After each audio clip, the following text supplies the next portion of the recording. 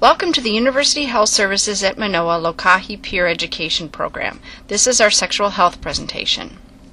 Today we're going to be talking about sexually transmitted infections, or STIs, contraceptive technology, or birth control, and the skills needed to keep you and your partner healthy.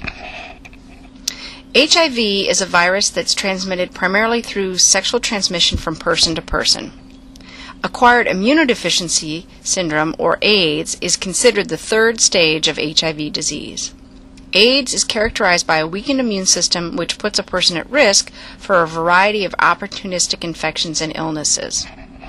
This slide shows the stages of HIV disease.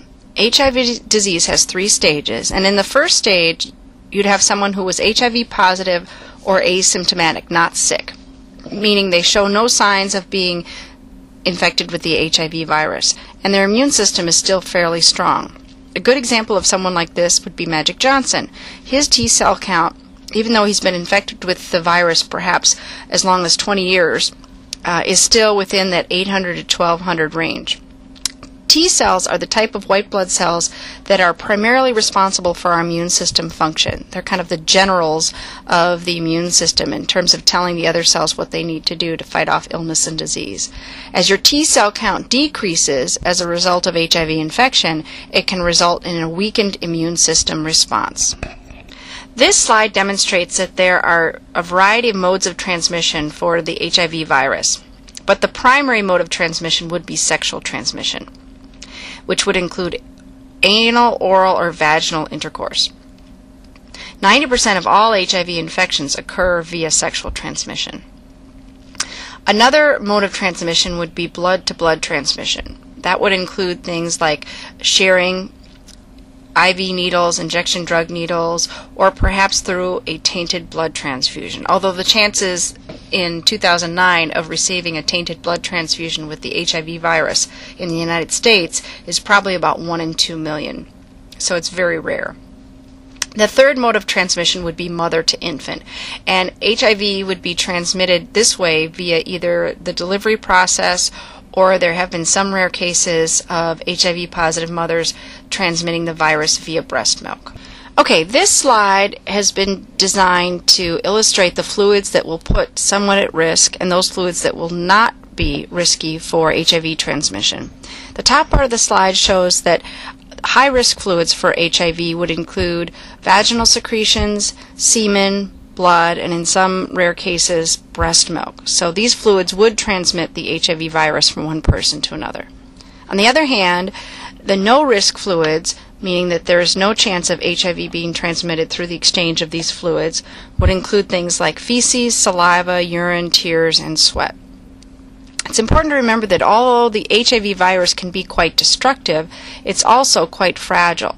So once the virus itself has been exposed to air, the virus for the most part dies and HIV transmission cannot occur.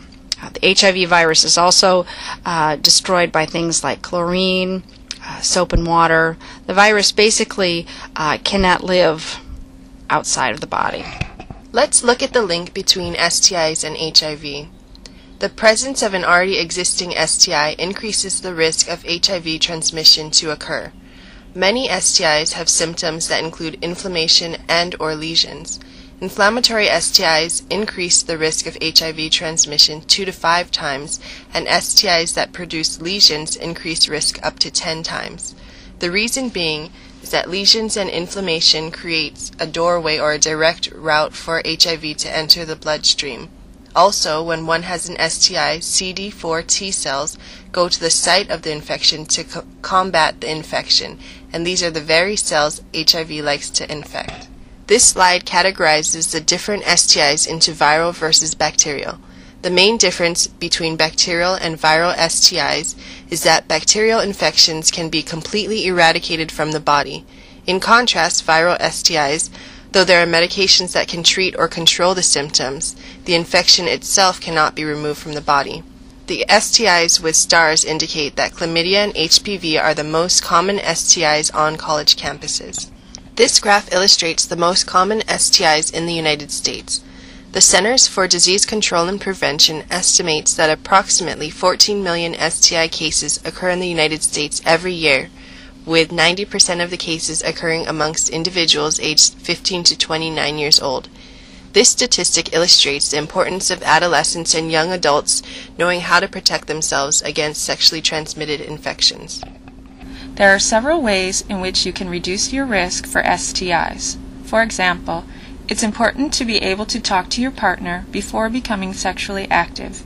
This discussion should include strategies that reduce your risk for transmitting STIs.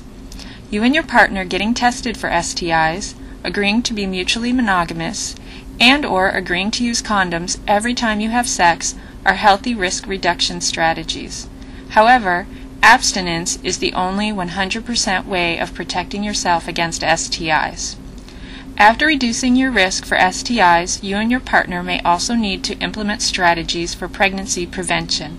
There are currently many types of contraceptive technology on the market. However, condoms are the only effective method that protects against both STIs and pregnancy. This slide illustrates hormonal versus barrier birth control methods. Hormonal methods release hormones that prevent ovulation, whereas barrier methods provide a barrier that prevents the sperm from meeting the egg. The most common hormonal method used among the college population is the birth control pill, and the most common barrier method is the male condom. Male condoms are approximately 95 to 98% effective when used correctly and consistently. And with perfect use, the birth control pill is approximately 99% effective. However, you should remember that the birth control pill will not protect you against sexually transmitted infections. Only condoms can protect against both pregnancy and STIs. Before you engage in sexual behavior, you should think about the behaviors you may or may not want to engage in because of the risk for STIs and pregnancy. Here's a spectrum of behaviors that you and your partner can use as a guide for assessing sexual risk. No risk, no exchange of bodily fluids that can result in the transmission of an STI. Low risk, no chance of HIV transmission, but in some cases can result in the transmission of the herpes virus. Somewhat risky, sexual behaviors in which a condom is used. Condoms, when used correctly and consistently, are an excellent protection against STIs. However, if a condom were to fail, there is a risk of STI transmission. High risk, no use of condoms during anal, vaginal, or oral intercourse. There is an exchange of bodily fluids and potential risk for STI transmission. Thank you for viewing this presentation. For more information on sexual health, contact the University Health Services Health Promotion Office located in room 313 of the Queen Liliuokalani Center for Student Services. Our phone number is 956-8060. For free HIV and other STI testing, contact the Diamond Head Health Clinic at 733-9280.